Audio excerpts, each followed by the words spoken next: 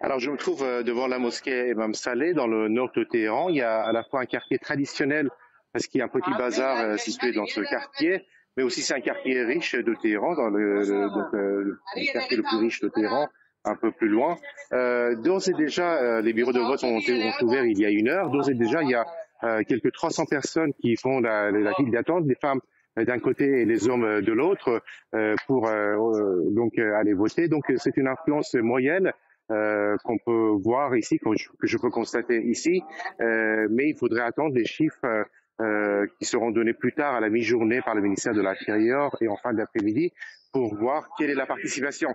D'une manière générale, les gens votent moins dans les grandes villes, notamment à Téhéran, puisque selon un dernier sondage, seulement 30% des électeurs des grandes villes se sont dit certains d'aller voter, alors que dans les campagnes, cette participation doit atteindre 60%. Donc, on aura un chiffre plus global en fin de journée, dans la nuit, probablement demain matin, puisque les bureaux de vote resteront ouverts à cause de la pandémie jusqu'à minuit. Siavash, le chef de l'autorité judiciaire, Ebrahim Raïssi, est le grand favori de cette élection. Absolument, il est soutenu par l'ensemble des organes du pouvoir et il est donné grand favori. Le dernier sondage qui a été publié le donnait à 60%, très loin devant ses principaux concurrents, puisqu'il reste seulement 4 candidats en lice. 3 autres candidats se sont retirés avant-hier. Il reste un candidat réformateur modéré, l'ancien président de la Banque centrale, qui s'oppose à Ebrahim Raïssi. Il a lancé des appels et une partie des partis réformateurs se sont mobilisés derrière lui pour mobiliser l'électorat modéré et réformateur qui boude cette élection.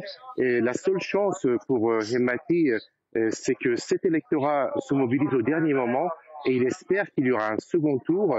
Et à ce moment-là, il pourra mobiliser davantage les électeurs modérés et réformateurs, puisqu'il a mis en garde l'électorat en affirmant que si jamais Ebrahim Raïssi remportait cette élection, les conservateurs contrôleront l'ensemble des leviers du pouvoir en Iran et ce sera très difficile de maintenir une ouverture vers l'extérieur, mais aussi maintenir les libertés sociales et culturelles de ces dernières années.